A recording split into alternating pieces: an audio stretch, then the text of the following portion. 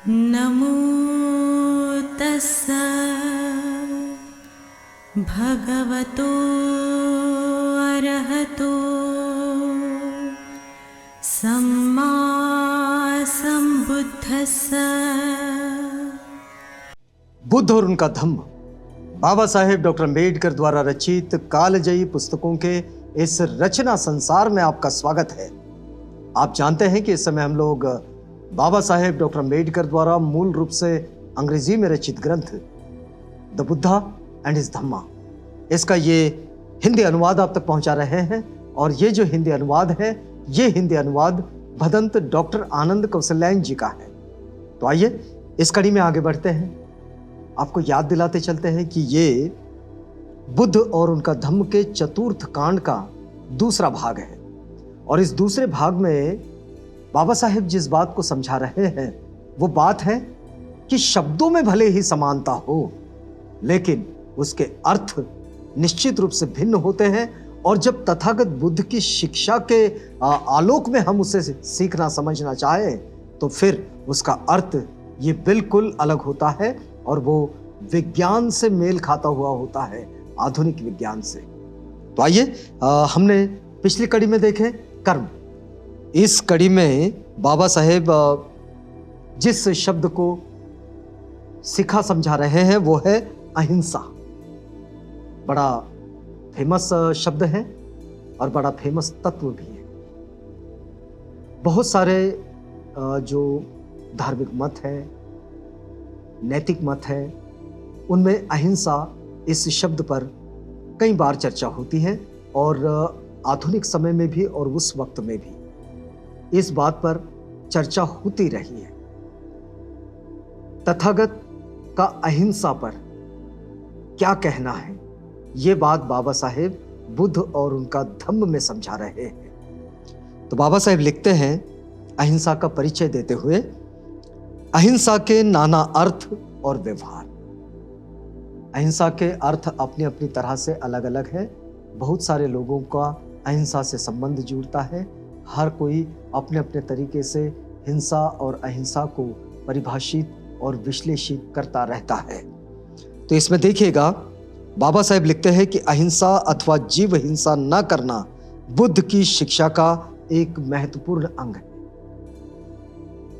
तथागत जिन शीलों की शिक्षा देते हैं, जिन शीलों का पाठ पढ़ाते हैं, जो पंचशील हो, चाहे अष्टशील हो, चाहे दशशील हो, इसमें पहला ही शील ये आता है कि पाणातिपाता वेरमणि सिक्खापदं समादियामि, यानी कि प्राणी मात्र की हिंसा से विरत रहने की हम शिक्षा ग्रहण करते हैं। तो ये बात जो तथागत की शिक्षा का मुख्य अंग है, बाबा साहेब ने यहीं से इसे शुरू किए हैं। बाबा साहेब आगे लिखते हैं कि इसका करुणा तथा मैत्री से अत्यंत निकट का संबंध है। अगर अहिंसा का संबंध अगर हम देखें तो इसका मैत्री और करुणा, इन दोनों से बिल्कुल निकट का संबंध है, एकदम पास का, बिल्कुल चिपटा हुआ। तब भी प्रश्न है कि क्या अपने व्यवहार में तथागत बुद्ध की अहिंसा सापेक्ष थी या फिर निरपेक्ष थी? क्योंकि यह सवाल तथागत के शिक्षाओं के संबंध में बार बार पूछा जाता है कि तथागत जिस अहिंसा की बात करते हैं क्या वो सापेक्ष है या फिर निरपेक्ष है।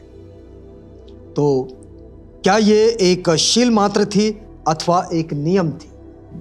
दोनों चीजें हैं। शील कुछ लोग इसे एक शिक्षा पद के रूप में, एक शैक्षिक तत्व के रूप में ग्रहण करते हैं और कई बार इससे हट भी जाते हैं। ऐसे भी लोग होते हैं। और कुछ लोग इसे जीवन के नियम के रूप में स्वीकार कर लेते हैं। कुछ लोग तो इसे व्रत भी बना लेते हैं, बिल्कुल ये नहीं करेंगे, ऐसे भी होते हैं। और कुछ ऐसे होते हैं कि ये फला काम करेंगे, तो ऐसे इस तरह के व्रतों में भी होते हैं। लेकिन बाबा साहिब जो प्रश्न पूछते हैं वो ये है कि क्या अहिंसा ये तथागत की शिक्षा में एक शील मात्र थी या फिर कोई नियम थी?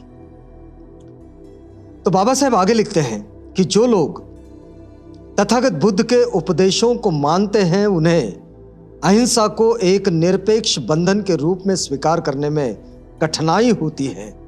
उनका कहना है कि ऐसी अहिंसा से बुराई के लिए भलाई का बलिदान हो जाता है अथवा दुर्गुण के लिए सद्गुण का। बहुत सारे लोग ऐसे होते हैं जिसे इसे एक निरपेक्ष बंधन के रूप में उसे स्वीकार करना बड़ा मुश्किल हो जाता है। उदाहरण के तौर पर बहुत सारे लोगों का ये मानना है कि भाई वो हमसे हमेशा बुरा व्यवहार करता है, तब भी क्या हमने उससे अच्छा व्यवहार करना चाहिए? फिर हमारे अच्छाई का क्या मतलब है कि हमारे अच्छाई का हमेशा बलि दिया जाए? क्या हमारे अच्छाई का हमेशा बलि जाता रहे? उनका एक व्यावहारिक प्रश्न है और बड़ा सामान्य सा प्रश्न है, और प्रश्न हिंसा और अहिंसा से जुड़ा हुआ है। तो बाबा साहेब लिखते हैं, सामान्य प्रश्नों के साथ उन्होंने इस अध्याय की शुरुआत की है, और वे कहते हैं कि जो अहिंसा को एक निरपेक्ष बंधन के रूप में स्वीकार करने में जो कठिनाई महसूस करते हैं, उनका यह मानना है कि अहिंसा से बुराई के लिए भलाई का बलिदान हो जाता है, दुर्गुण के लिए सद्गुण का बलिदान हो जाता है। अब इस प्रश्न को स्पष्ट करने की जरूरत है। बाबा साहेब लिखते हैं कि इस स्पष्ट प्रश्न को स्पष्ट करना बहुत जरूरी है, वरना बहुत सारे कंफ्यूजन हो सकते हैं। यह अहिंसा का प्रश्न सर्वाधिक गड़बड़ी पैदा करने वाला प्रश्न है। बाबा साहेब कहते हैं कि अहिंसा, ये जो प्रश्न है, यह सबसे अधिक गड़बड़ी पैदा करने वाला प्रश्न है। बौद्ध देशों के लोगों ने अहिंसा को किस रूप में समझा है और किस प्रकार व्यवहार किया है? जो अन्य लोग हैं, जो बौद्ध देशों के अन्य लोग, मतलब भारत के छोड़कर जो अन्य बौद्ध देशों में रहते हैं जो लोग, उन लोगों ने अहिंसा को किस रूप से समझा है और वे किस प्रकार व्यवहार करते हैं। तो यह एक महत्वपूर्ण प्रश्न है जिसका विचार करना ही होगा। बाबा साहेब कहते हैं कि इस विषय पर विचार करना ही होगा, वरना बड़ी गड़बड़ी पैदा हो जाएगी। फिर वे आगे कहते हैं कि सिहल के भिक्षु, यानी कि सिलोन के, श्रीलंका के भिक्षु स्वयं लड़े और उन्होंने लोगों को विदेशी आक्रमणकारियों के विरुद्ध लड़ने के लिए कहा। अहिंसा पर यह पहली बात जो सिलोन के भिक्षुओं के संबंध में आती है कि सिलोन के भिक्षु ये स्वयं लड़े और उन्होंने लोगों को इस बात के लिए प्रेरित किया कि जो विदेशी आक्रमणकारी हैं, जिन्होंने उनके देश पर आक्रमण किया है, उनके विरुद्ध लड़े। तो दूसरी ओर बर्मा के भिक्षुओं ने विदेशी आक्रमणकारियों से लड़ने से इनकार किया और लोगों को भी न लड़ने के लिए कहा। लेकिन ब्रह्मदेश के जो भिक्षु है, उन भिक्षुओं ने जो विदेशी आक्रमणकारी थे जिन्होंने उन पर आक्रमण किया था, उनसे न लड़ने के लिए कहा और वे खुद भी नहीं लड़े। तो अब ये दो बातें हो गई। सिहल के भिक्षुओं ने विदेशी आक्रमणकारियों का प्रतिकार किया और बर्मा के भिक्षुओं ने विदेशी आक्रमणकारियों का प्रतिकार नहीं किया। उनकी भूमिका थी कि लड़ना नहीं है। तो बर्मा के लोग अंडा खा लेते हैं, मछली नहीं। खान पान के विषय में अगर कहें, अहिंसा को समझा रहे हैं बाबा साहेब कि बर्मा के लोग जो है वो अंडा खा लेते हैं लेकिन मछली नहीं खाते। अहिंसा इसी प्रकार समझी जाती है और व्यवहार में आती है। बाबा साहेब कहते हैं कि अहिंसा को इसी प्रकार से समझा जा रहा है और इसी प्रकार से व्यवहार में लाया भी जा रहा है। अब कुछ समय पूर्व जर्मन बौद्ध समिति ने एक प्रस्ताव पारित किया।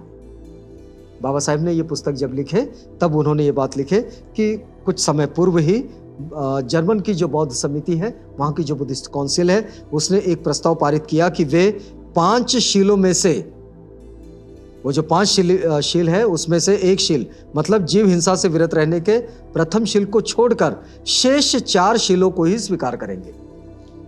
तो जर्मन ने इस तरह का प्रस्ताव पारित कर लिया वहाँ की बुद्धिस्ट काउंसिल ने कि हम जीव हिंसा को छोड़कर, मतलब पाणातिपात, वेरमणि, इस शील को छोड़कर हम बाकी 4 जो शील बचते हैं उनको स्वीकार करेंगे। तो अहिंसा के सिद्धांत को लेकर, जो तथागत ने जो अहिंसा का सिद्धांत दिया है, उसको लेकर ऐसी स्थिति पूरी दुनिया में है, ये बाबा साहेब लिखते हैं।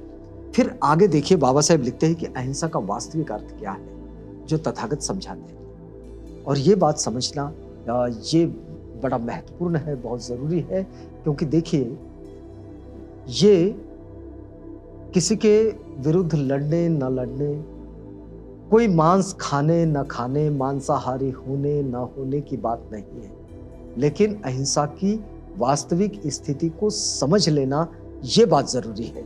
तो अब देखिए बाबा साहब क्या लिखते हैं कि अहिंसा का क्या मतलब है, किसे अहिंसा कहें। तो तथागत बुद्ध ने कहीं भी अहिंसा की परिभाषा नहीं की है। अगर हम पूरा बौद्ध साहित्य देखें तो पूरे बौद्ध साहित्य में कहीं भी अहिंसा की परिभाषा नहीं मिलती। लेकिन ठीक बात तो यह है कि उन्होंने बहुत ही कम अवसरों पर निश्चित शब्दावली में इस विषय की चर्चा की। लेकिन तथागत ने अहिंसा पर बहुत कम वक्त में बात की है, लेकिन जितनी बात की है उतनी वो थोड़ी चर्चा भी बड़ी महत्वपूर्ण है। इसलिए ये आवश्यक है कि परिस्थिति जन्य साक्षी से ही तथागत बुद्ध क्या चाहते थे अहिंसा के विषय में, इसका पता लगाया जाए।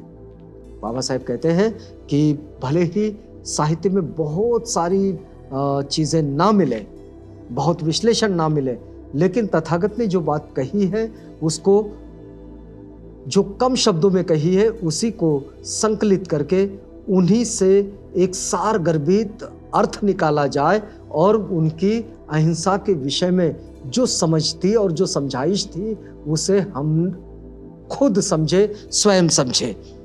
तो पहली परिस्थिति जन्य साक्ष्य यह है कि यदि भिक्षा में मिले तो भगवान बुद्ध को मांस ग्रहण करने में कोई आपत्ति नहीं थी। बाबा साहब लिखते हैं कि यदि परिस्थिति जन्य साक्ष्य यह है कि यदि भिक्षा में मिले, उनके भिक्षा पात्र में अगर कोई डाले, तो फिर तथागत बुद्ध मांस ग्रहण करने पर उन्हें कोई आपत्ति नहीं थी, वे ऐसा करते थे। लेकिन तब भी वे पाणातिपात वीरमणि, प्राणी हिंसा से विरत रहने की शिक्षा जरूर देते थे। और ये दोनों की दोनों बातें कॉन्ट्रडिक्शन में जाती है। अब इसीलिए इस बात को हम विस्तार से समझेंगे। बाबा साहब ने इस बात को बड़े विस्तार से समझाया है, लेकिन इसके लिए आपको इंतजार करना होगा अगली कड़ी का। यहाँ रुकते हैं इस वादे के साथ कि अगली कड़ी में आपसे पुनः भेंट होगी जब हम इस बातचीत में आगे बढ़ेंगे। तो तब तक के लिए हमें इजाजत दीजिएगा।